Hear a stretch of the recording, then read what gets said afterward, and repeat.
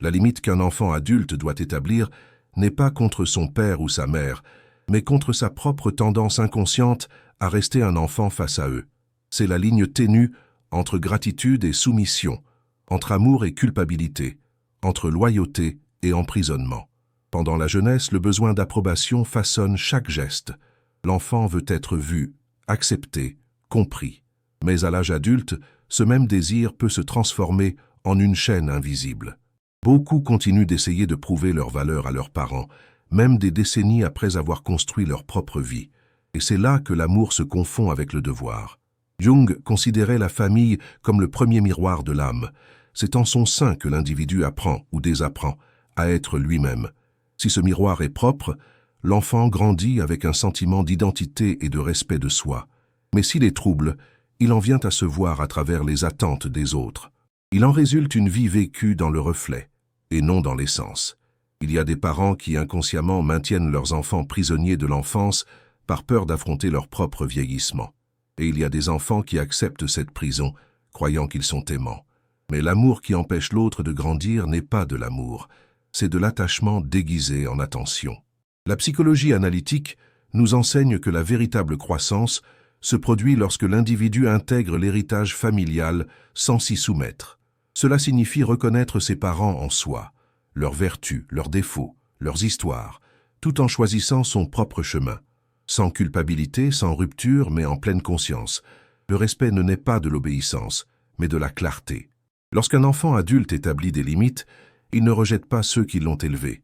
Il protège l'espace où l'amour peut continuer d'exister sans se transformer en conflit, car l'amour sans limite devient envahissant, et le respect sans distance se dissout dans l'habitude. Jung disait que l'individuation, le processus qui consiste à devenir qui l'on est vraiment, exige que chaque personne meure symboliquement aux images que les autres projettent sur elle. Et cela inclut inévitablement les images que les parents créent de leurs enfants. Ce n'est que lorsque l'enfant se permet de mourir, en tant que leur enfant, qu'il renaît en tant qu'individu. C'est un acte silencieux, mais profondément libérateur. C'est pourquoi la limite n'est pas une barrière contre l'amour, c'est ce qui le maintient en vie. C'est l'espace où deux âmes peuvent se rencontrer sans se confondre, où le respect devient réciproque et où le lien cesse d'être une hiérarchie pour devenir compréhension.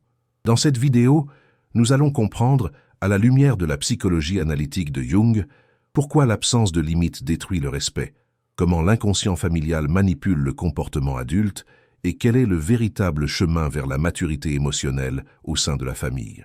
Car celui qui ne fixe pas de limite perd le miroir de sa propre dignité, et celui qui le retrouve découvre que le respect ne s'exige pas. Il s'épanouit naturellement, lorsque l'amour cesse d'être une dépendance et devient conscience.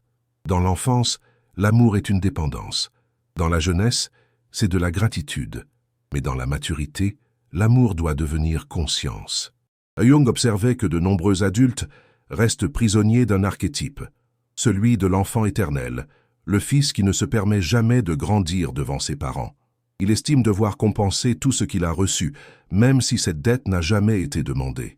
Il passe sa vie à essayer de payer par l'obéissance, le silence, une vie modelée pour plaire. L'enfant éternel est celui qui, même avec des cheveux gris, cherche encore l'approbation qui lui a été refusée un jour. Il essaie d'être la fierté de sa mère, la raison de la paix de son père, l'exemple qui justifie leur sacrifice. Mais en vivant pour être ce que l'autre attend, il perd le contact avec ce qu'il est vraiment. L'amour devient un champ d'échanges émotionnels. Je fais ce qu'on attend de moi, et en échange, je reçois l'amour que je crains de perdre. C'est la première erreur. Croire que l'amour filial se mesure par l'obéissance. Une loyauté émotionnelle excessive crée une prison invisible, une chaîne faite d'affection et de peur. Les enfants adultes en viennent à s'annuler pour maintenir le lien, croyant que le respect signifie ne jamais être en désaccord. Mais le respect sans authenticité n'est que de la peur déguisée en vertu. Tant que l'enfant continuera à agir comme une extension de ses parents, il ne sera jamais considéré comme un être à part entière. Et lorsque l'individualité est étouffée, le respect meurt, tant le sien que celui des autres. Car l'amour qui ne permet pas la divergence finit par se transformer en soumission. Jung appelait cela l'inconscient familial, un champ psychique collectif où les loyautés et les traumatismes s'entremêlent et se répètent à travers les générations. Un enfant qui vit pour compenser ses parents, sans s'en rendre compte, perpétue le même schéma d'emprisonnement qu'il a un jour formé. C'est l'adulte qui ne devient jamais vraiment adulte, et le père ou la mère qui, inconsciemment, craint de perdre sa place centrale dans le destin de ses enfants. Briser ce cycle demande du courage. Le courage de voir ses parents comme des êtres humains, avec leurs peurs, leurs faiblesses et leurs histoires non résolues, pas comme des dieux qui doivent être vénérés, ni comme des créanciers éternels d'une dette impossible à rembourser. Cette perception marque le début d'une véritable maturité émotionnelle. Jung disait que personne ne devient conscient sans douleur, et en effet, il est douloureux d'admettre que l'amour idéalisé doit mourir pour que l'amour réel puisse naître. L'enfant qui prend conscience de cette vérité doit surmonter la culpabilité, cette voix intérieure qui murmure « Tu es ingrat ». Mais la gratitude authentique ne consiste pas à se sacrifier, mais à honorer ce que l'on a reçu, en le transformant en quelque chose de vivant en soi. Il arrive un moment où il faut rendre à ses parents ce qui leur appartient, leurs rêves, leurs peurs, leurs attentes, et récupérer ce qui nous appartient, le droit de choisir, de se tromper, d'être différent. C'est le geste symbolique qui brise l'illusion de la dette, car l'amour mûr n'exige rien, il reconnaît simplement. La limite est donc le moment où la conscience dit « Je t'aime, mais je ne vais plus vivre en fonction de tes attentes ». C'est le moment où l'enfant se lève, non pas pour s'éloigner, mais pour regarder ses parents dans les yeux, d'égal à égal, comme quelqu'un qui a appris à aimer sans avoir à se soumettre. C'est la première étape du véritable respect, lorsque l'amour cesse d'être une compensation et devient un choix. Lorsque l'enfant comprend que le plus beau cadeau qu'il puisse offrir à ses parents n'est pas l'obéissance, mais sa propre liberté. Selon Jung, l'ombre est l'ensemble de tout ce que nous refusons en nous-mêmes. Les pulsions, les ressentiments, les désirs et les douleurs que nous essayons de cacher, même à notre propre conscience. Dans les relations familiales, cette ombre ne disparaît pas. Elle change simplement de forme. Souvent, elle se manifeste dans les petites humiliations, les critiques déguisées, les silences qui traduisent le mépris. C'est ce regard qui rabaisse, le mot qui blesse sans être dit, le ton de voix qui fait que l'autre se sent petit. Dans les familles où il n'y a pas de limite claire, l'ombre se nourrit de l'affection. L'amour devient une excuse pour l'intrusion, et la proximité devient un terrain de manipulation émotionnelle. Lorsqu'un enfant ne fixe pas de limites, il devient le miroir de l'ombre de ses parents, et vice-versa. La mère contrôlante projette sur sa fille sa propre insécurité. Le père autoritaire décharge sur son fils la peur de vieillir, la peur de perdre le pouvoir. Et le fils inconsciemment accepte le rôle de bouc émissaire, celui qui porte le poids émotionnel de la famille pour préserver l'apparence d'harmonie. Mais le prix de cette paix est élevé. Elle se construit sur le silence, sur le déni de soi. Et le silence, avec le temps, se transforme en ressentiment. Le respect se dissout parce qu'il n'y a pas de réciprocité. Il y a une hiérarchie émotionnelle. L'un aime pour être accepté, l'autre domine pour ne pas se sentir fragile. Jung affirmait que la rencontre avec l'ombre est le moment décisif de la maturation humaine. Tant que l'individu fuit ce qu'il nie en lui-même, il reste prisonnier des projections des autres. Lorsqu'un enfant n'affronte pas sa propre ombre, la peur de décevoir, le besoin d'être aimé, la crainte de la confrontation, il devient le théâtre de l'inconscient de ses parents. Tout ce qu'ils ne résolvent pas en eux-mêmes est mis en scène à travers lui. C'est pourquoi fixer des limites est plus qu'un geste d'autonomie, c'est un acte d'illumination intérieure. Jung disait « On ne devient pas illuminé en imaginant des figures de lumière, mais en prenant conscience de l'obscurité. Dire bon non, c'est apporter la lumière à ce qui était caché. C'est interrompre le cycle des répétitions qui transforment l'amour en soumission. L'enfant qui apprend à se respecter cesse d'être le miroir de l'ombre d'autrui et commence à refléter sa propre conscience. Ce processus est toutefois douloureux. L'ombre ne supporte pas d'être exposée. Lorsqu'un enfant fixe des limites, les parents peuvent réagir avec colère, offense ou victimisation. Mais cette réaction n'est que la résistance naturelle de l'inconscient au changement. L'ombre lutte pour rester dans l'obscurité, et la limite est le premier rayon de lumière qui brise ce voile. À ce stade, le respect n'est pas immédiat, il est reconquis. D'abord viennent le conflit, l'éloignement, le silence inconfortable. Ensuite, si les deux parties font preuve de maturité, la reconnaissance naît. Car l'âme, lorsqu'elle mûrit, comprend que l'amour ne se mesure pas à l'obéissance mais à la vérité. L'enfant qui se respecte oblige ses parents à voir leurs propres blessures, à percevoir où l'amour est devenu possession, où l'attention est devenue contrôle. Et paradoxalement, c'est dans ce malaise que le véritable amour mûrit. Car il n'y a de respect que lorsque les deux ont le courage de se voir sans masque, le père sans l'armure de l'autorité, la mère sans le manteau de la culpabilité, l'enfant sans le besoin de plaire. La limite est donc la rencontre avec l'ombre, en soi et chez l'autre. C'est le moment où l'illusion d'une harmonie parfaite se brise pour laisser naître une relation réelle, faite de vérité et d'humanité. Lorsque l'enfant reconnaît sa propre ombre et décide de ne plus vivre dans l'ombre de ses parents, il fait le premier pas vers la liberté intérieure. Et c'est à ce moment que le respect, auparavant perdu, commence à renaître, non plus soutenu par la peur, mais par l'authenticité. Car l'amour qui survit à la lumière de la conscience est le seul qui dure. Beaucoup confondent limite et éloignement. Mais la limite, en réalité, est la forme la plus élevée d'amour. Elle dit silencieusement « Je veux t'aimer sans me détruire ». Carl Jung considérait le processus d'individuation, le fait de devenir soi-même, comme un voyage spirituel. Et peu de traversées sont aussi exigeantes que de se séparer psychologiquement de l'image de ses parents. Il ne s'agit pas d'une rupture, mais d'une intégration. Il s'agit de reconnaître en soi ce qui vient d'eux, les vertus, les peurs, les leçons, et malgré tout, de suivre son propre chemin. La limite, en ce sens, est le point où l'amour cesse d'être un instinct et devient conscience. Elle ne naît pas du rejet, mais de la maturité, car aimer quelqu'un véritablement, c'est permettre à l'autre d'exister en dehors de nous, avec ses propres idées, ses propres décisions et ses propres silences. Un amour sans limite est comme un fleuve sans berge. Il déborde, inonde, détruit le terrain qu'il devrait fertiliser. Quand un enfant dit « non », il ne rompt pas le lien, mais affirme sa propre existence. C'est le geste symbolique de celui qui est sorti du ventre émotionnel et a appris à respirer par lui-même.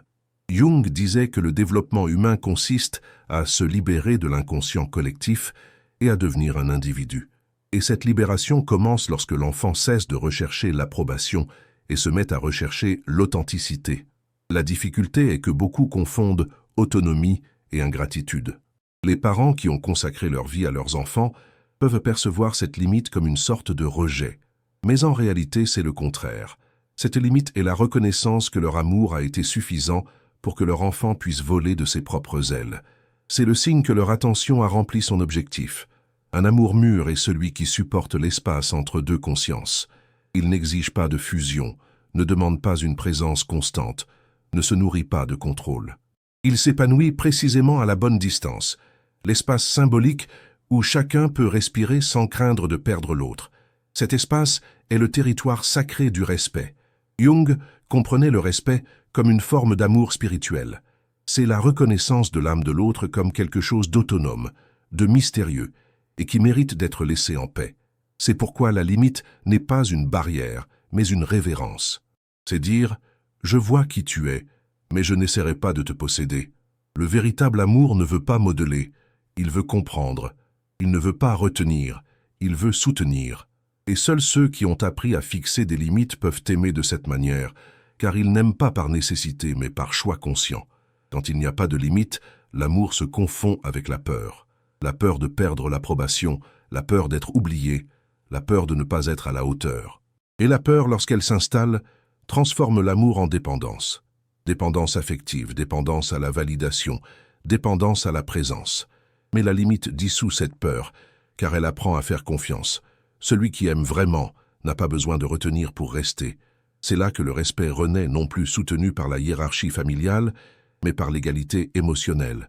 L'enfant cesse d'être simplement l'enfant et devient une personne face à une autre. Le père et la mère cessent d'être des autorités absolues et deviennent des êtres humains avec leur propre histoire. Un nouveau type d'amour apparaît alors, un amour entre adultes conscients qui ne s'imposent pas, mais se reconnaissent simplement. Jung croyait que toute relation saine a besoin d'une distance symbolique, un espace psychique où chaque être peut continuer à grandir. Sans cet espace, l'amour pourrit sous le poids des attentes. Avec lui, l'amour mûrit. Il gagne en profondeur, en sérénité et en respect. La limite est donc la forme la plus pure de gratitude, car elle honore tout ce qui a été reçu, mais honore également le droit d'aller de l'avant. Dire non avec amour revient à dire merci avec maturité.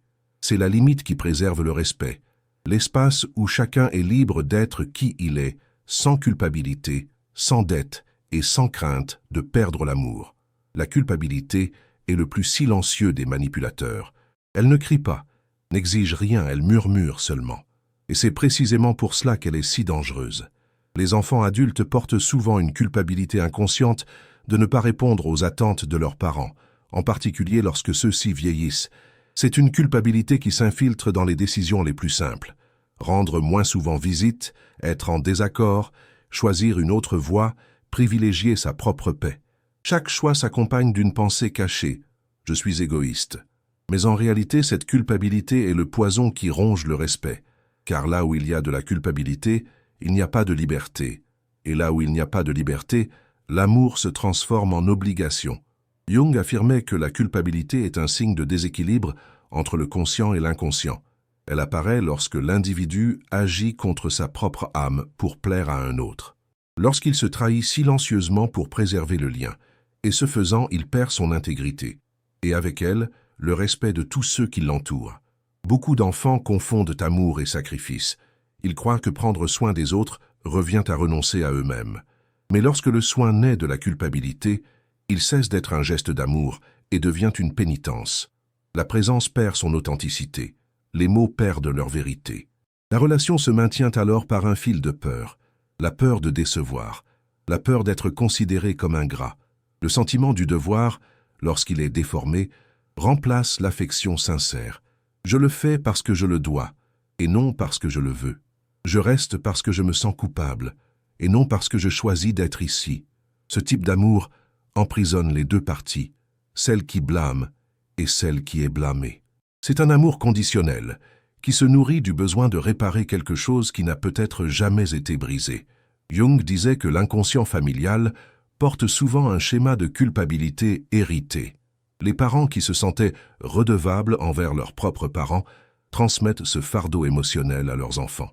Ainsi, la culpabilité traverse les générations comme un héritage silencieux.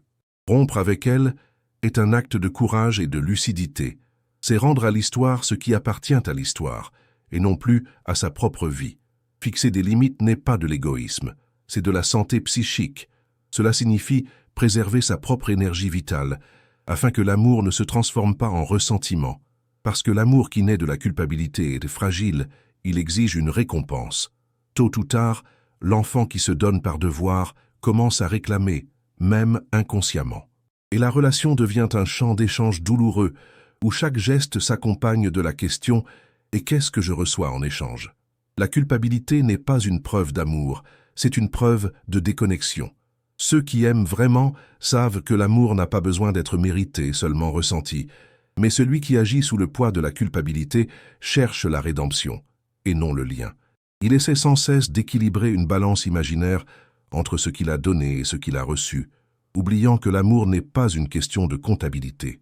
L'attention n'est authentique que lorsqu'elle naît de la liberté, lorsque l'enfant aide parce qu'il le veut, et non parce qu'il se sent obligé de le faire, lorsqu'il rend visite parce qu'il ressent de la nostalgie, et non parce qu'il craint d'être critiqué, quand le « je t'aime » est spontané, et non une obligation morale. Jung considérait la véritable maturité émotionnelle comme le moment où l'individu se libère de la culpabilité sans se détourner de la responsabilité. Il reste présent mais sans s'annuler. Il reste aimant mais sans s'asservir. C'est le point d'équilibre qui différencie le devoir de l'amour conscient. La culpabilité déforme, l'amour équilibre. La culpabilité pèse, la limite libère. Et seul celui qui se libère de la culpabilité peut enfin regarder ses parents avec des yeux d'égalité, non plus comme un débiteur, mais comme quelqu'un qui a appris la valeur de sa propre âme. Car le respect naît lorsque l'amour cesse d'être un devoir et devient un choix. Et il n'y a pas de plus beau choix que de rester aux côtés de ceux que l'on aime par volonté, non par peur, non par culpabilité, mais par conscience. L'individuation est au cœur de la psychologie de Carl Jung.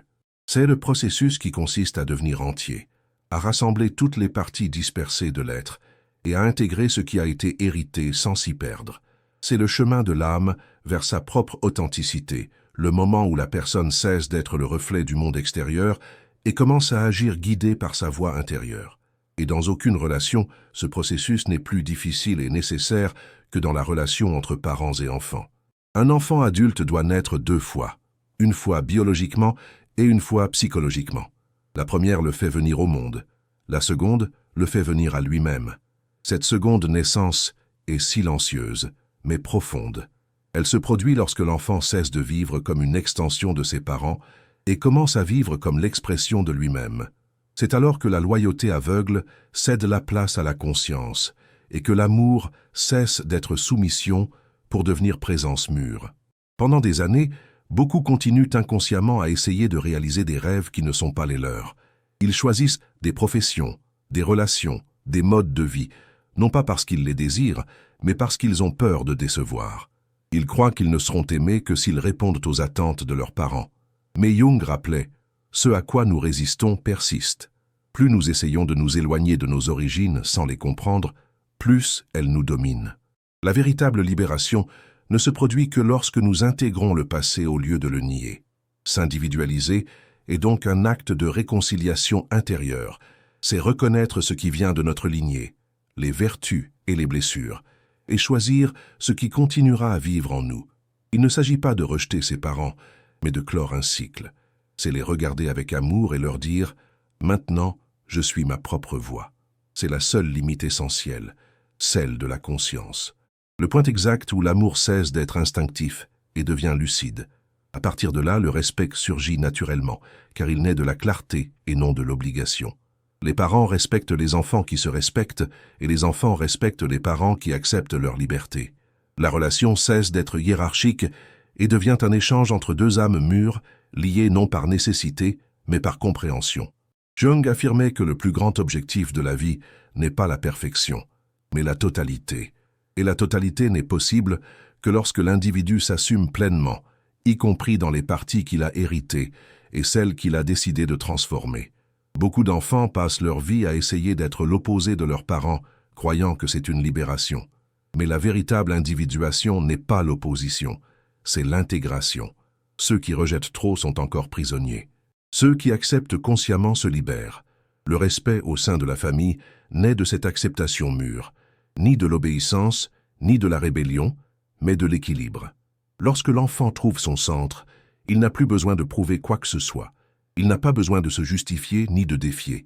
Sa présence à elle seule transmet la sérénité. C'est cette sérénité qui suscite le respect, car elle est le fruit d'une âme réconciliée avec elle-même. L'individuation transforme également le regard des parents. Ils cessent de voir leur enfant comme une continuation d'eux-mêmes et commencent à le voir comme un autre être à part entière. Et cette reconnaissance est l'une des plus grandes formes d'amour. Permettre à l'autre d'exister pleinement, sans essayer de le modeler. Lorsque l'amour devient conscient, il change de direction. Il cesse d'être vertical, de haut en bas, et devient horizontal, d'âme à âme. Il n'y a plus de « je t'ai créé » ou de « tu me dois ». Il n'y a plus que « je te reconnais ». C'est à ce moment que la famille cesse d'être un système de dépendance et se transforme en un champ de respect mutuel. S'individualiser est donc la véritable naissance du respect, car seul celui qui se trouve lui-même peut trouver l'autre de manière authentique. Et c'est dans cette rencontre mûre, entre liberté et amour, que la relation entre parents et enfants atteint sa forme la plus élevée, celle où l'amour n'emprisonne pas, mais illumine seulement. De nombreuses relations familiales se détériorent, non pas par manque d'amour, mais par manque de frontières. L'excès de soins se transforme en surveillance, l'attention devient exigence, le dialogue, contrôle déguisé, et le silence devient souvent le seul espace où il est encore possible de respirer. Sans limite, l'amour devient invasion. Avec des limites, il se transforme en confiance. Carl Jung disait que l'amour ne fleurit que là où il y a de la liberté. Et la liberté, au sein d'une famille, n'est possible que lorsque chaque personne reconnaît où s'arrête son propre territoire et où commence celui de l'autre. La limite est le gardien invisible de cette liberté, l'espace où l'amour peut exister sans devenir possession. Au début, fixer des limites peut sembler être un acte de séparation, mais en réalité, c'est le contraire. C'est le geste qui maintient le lien vivant. Quand un enfant dit « je ne peux plus continuer comme ça », il ne rejette pas l'amour, il essaie de le préserver. Car l'amour sans le souffle du respect étouffe, et quand il étouffe, il tombe malade. La limite redéfinit le lien. Elle change le langage de la relation. Je le fais parce que j'ai peur de te perdre devient je reste parce que je veux être ici. Cette transition est ce qui différencie l'amour immature, qui dépend, de l'amour mature, qui choisit. Le premier recherche la sécurité par le contrôle. Le second trouve la paix dans la confiance. Jung comprenait la limite comme un symbole d'individuation relationnelle. En disant « je ne peux plus », l'enfant ne s'éloigne pas, il se trouve. Et en se trouvant, il offre à ses parents la chance de se voir eux aussi. Cette nouvelle relation est plus silencieuse, moins intense, mais infiniment plus vraie. Car l'amour n'a pas besoin de crier lorsqu'il trouve le juste équilibre entre présence et espace. Le respect naît précisément de cet équilibre.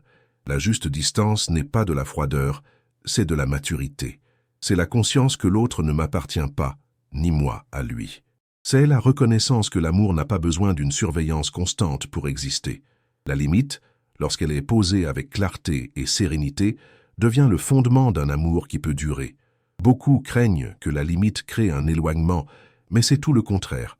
Elle évite la corrosion émotionnelle. L'amour sans frontières peut sembler intense au début, mais avec le temps, il s'use, car il confond fusion et intimité. Et personne ne peut vraiment aimer tant qu'il est englouti par l'autre. La limite est ce qui préserve l'espace intérieur de chacun, cet endroit où il est encore possible de ressentir la nostalgie, l'admiration et le respect. Quand il y a une limite, l'amour respire. Il vieillit avec dignité, sans avoir besoin d'être réaffirmé tout le temps. La confiance remplace le contrôle.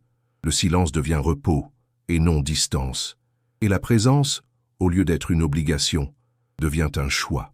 Jung disait que la rencontre de deux personnalités est comme le contact de deux substances chimiques. S'il y a une réaction, les deux se transforment.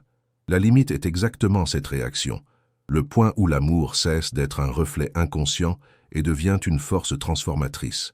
Elle change la façon dont les parents regardent leurs enfants et dont les enfants regardent leurs parents.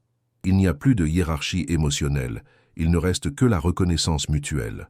La limite est donc ce qui empêche l'amour de mourir étouffé. C'est ce qui transforme l'attention en confiance, le lien en respect et le devoir en liberté.